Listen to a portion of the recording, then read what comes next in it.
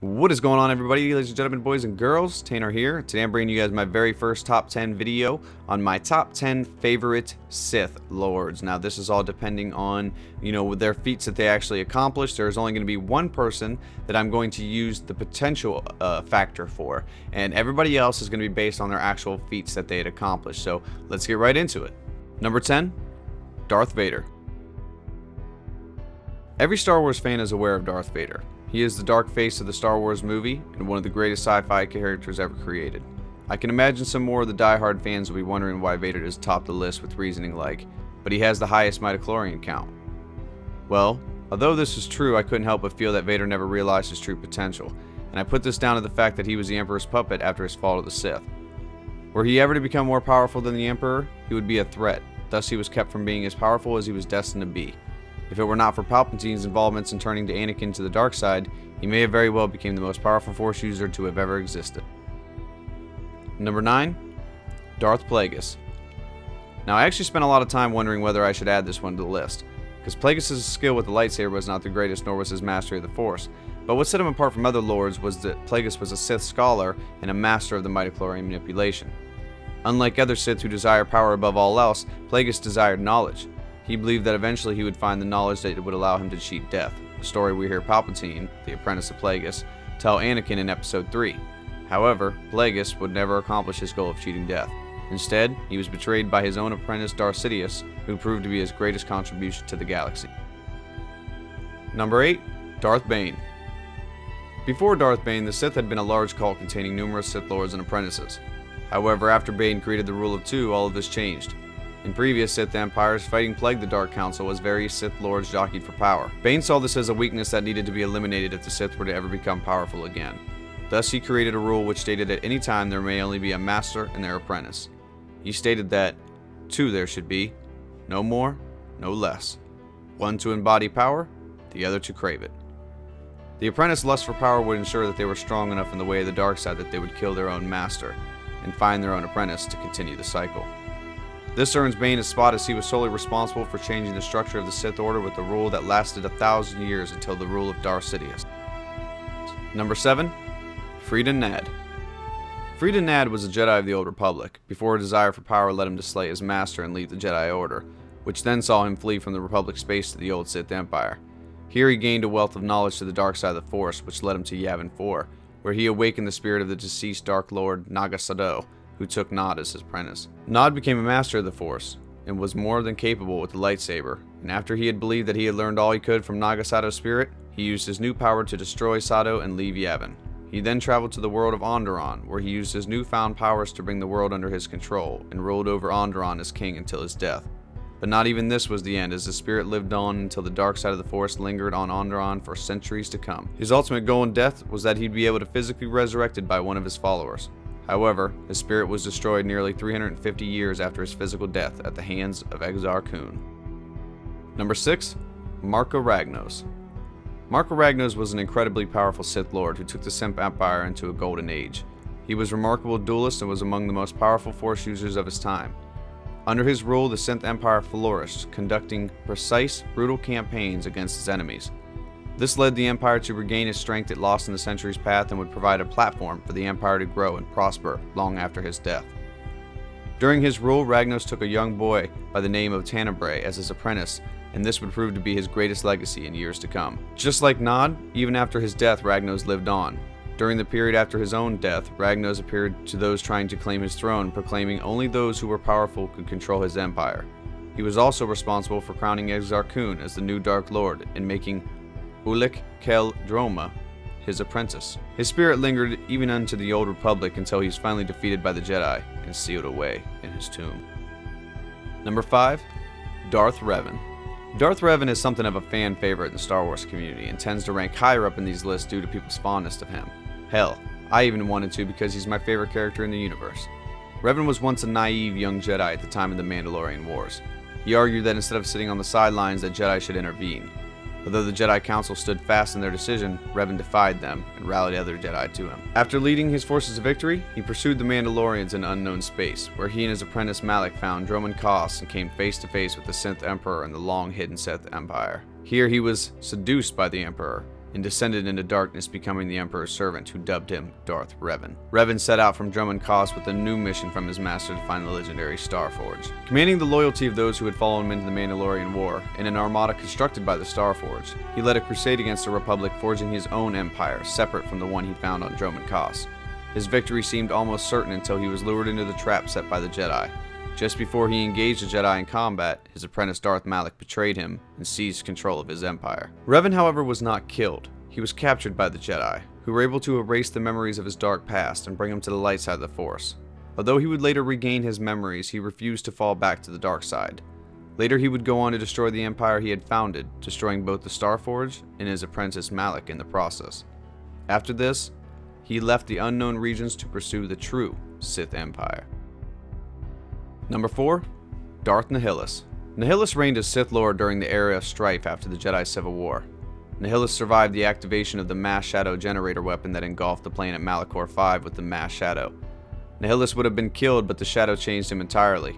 He became a wound in the Force, an infliction that caused him to crave Force energy. He was found by Darth Traya, who offered him a chance to sate his hunger. Accepting her offer, and together, along with Darth Sion, they formed the Sith Triumvirate. Eventually, Nihilus and Sion decided to betray their master. Sion restrained Traya while Nihilus sapped her of her Force energy. Nihilus's infliction continued to worsen to the point he had to encase his spirit within his mask and armor. To feed his never-ending hunger, Nihilus went on a Jedi purge, nearly destroying the Order entirely. On the verge of extinction, the Jedi had to deal with the threat Nihilus posed. In the end, Nihilus' hunger led to his demise, as he arrived at Telos V believing it was rich with Jedi Force users. All of this was a ploy set up by the coalition of Jedi and the Mandalorians who ambushed Nihilus on his flagship, the Ravager.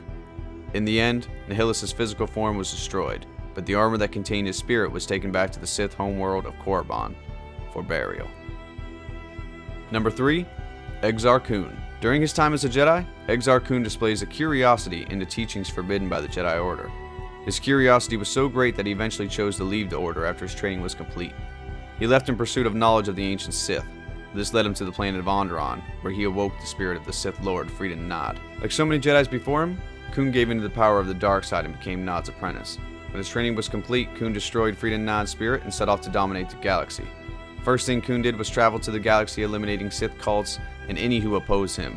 This led him to find Ulic Qel-Droma, a warlord of one of the cults he planned to destroy. Both Ulic and Exar were visited by the spirit of Marka Ragnos, who brought them both to the dark side. After this, Kun and Qel-Droma formed the Brotherhood of the Sith and began a war against the Republic and the Jedi Order. Even while he was waging war, Kun's hunt for the ancient Sith knowledge never stopped. This led him to finding a Sith ancient hologron, which used to corrupt Jedi and turn them to the dark side. At the height of his power, Kun arrived at Coruscant, where he killed the Supreme Chancellor and dueled with Grand Master of the Jedi Order, and even managed to free his apprentice, Ulic Qel-Droma, from imprisonment. Kun was eventually defeated on Yavin 4 after being betrayed by Ulic. Kun tried to separate his spirit from his body, but the Jedi ensured that it was trapped in the temple on Yavin forever. Number 2. Darth Sidious Palpatine. During his younger years, Palpatine led a double life, serving as the apprentice of Darth Plagueis while at the same time serving as the ambassador for the planet Naboo on the Republic Senate. While his master was busy trying to find the key to eternal life, Palpatine was busy manipulating galactic politics to ensure he would rise to become Supreme Chancellor. This culminated the Naboo crisis, which led to Palpatine winning the nomination to become Supreme Chancellor. Around this time, Palpatine fulfilled the Rule of Two and killed Plagueis, thus beginning the next stage in Palpatine's plan to rebuild the Sith Empire. Sidious orchestrated the devastating Clone Wars. As more people perished in the conflict, the people rallied to the Chancellor, granting him more powers and allowing him to become more powerful than the Senate himself. As the war neared its end, Palpatine began the final phase in his plan. He executed Order 66, which instructed the Republic clone armies to exterminate all Jedis across the galaxy, and he also managed to sway the powerful young Jedi Anakin Skywalker into becoming his apprentice by manipulating his feelings over his wife. With the Jedi all but exterminated, and his powerful apprentice Darth Vader at his side, Palpatine formed the Galactic Empire and placed himself as his powerful ruler. Although the power of the Empire was unlike anything that had ever been seen, it was defeated by the fledgling Rebel Alliance. As for Palpatine, he was finally defeated by his apprentice, who fulfilled the prophecy of the one who would bring balance to the Force. In number 1, Kylo Ren. A dark warrior strong with the Force, Kylo Ren commands the First Order missions with a temper as fiery as his unconventional lightsaber. As the leader of the First Order and a student of the Supreme Leader Snoke, he seeks to destroy the New Republic, the Resistance, and the legacy of the Jedi. A dark side warrior with a mysterious past, Kylo Ren was neither Jedi nor Sith, but a product of both sides' teachings. Once an apprentice of Luke Skywalker, he killed his fellow students and drove Skywalker into exile, becoming a First Order warlord and a servant of the Supreme Leader Snoke. Kylo was determined to destroy the last remnants of the Jedi, fulfilling the legacy of Darth Vader. Both the First Order and the Resistance were determined to locate Lor San Tekka, a galactic scout rumored to know how to find Skywalker. Kylo found San Tekka on Jakku and killed him, but not before San Tekka gave a bit of the star map to the Resistant pilot Poe Dameron. When Kylo captured Poe, he discovered the map was now in the memory banks of BB-8, an astromech on Jakku. By finding the lost droid, the First Order could locate Skywalker and extinguish the Resistance last hope. Now, I chose Kylo as my #1 Jedi based on potential. And I know that I have not based any of the other characters based on their potential, but this is the one that I talked about in the beginning that I would be basing on his potential. What I truly believe separates Kylo Ren from a lot of other characters is the fact that he also should know, like Revan, Jedi light moves and Sith dark moves, since he was trained by Luke and he moved on to be trained by Snoke. Now he has both sides of the moves. I also am under the belief that Kylo Ren is a bit of a Palpatine Sidious look. I believe that it's the opposite though. I think Kylo Ren is actually a good person acting like a bad person, the same way that Palpatine acted good but was really bad. I think Kylo is so good at manipulating minds, and he's so good at acting, and he's so good at pretending that this is what he's supposed to be doing, that they actually believe he's an emotional, very emotional Sith Lord. When he's standing on the deck, he realizes he has to kill a human being that would give him enough pull, as we should say, that the Supreme Leader would believe he was a true Sith. So he looked at his father, and he said something. I won't ruin it in case you haven't seen the movie. And he did something else. Basically, his father sacrificed himself to Kylo. And I believe he did this for a reason. I don't believe this was a random murder. I believe it was a sacrifice. So I do believe Kylo may be light, but as of right now, he's dark. So he's at the top of my list. I hope you guys enjoyed this video today. I really enjoyed making it, and I hope to bring more to you in the future. Make sure you guys subscribe and like the video if you enjoyed it. Have a good day, have a good night, and peace.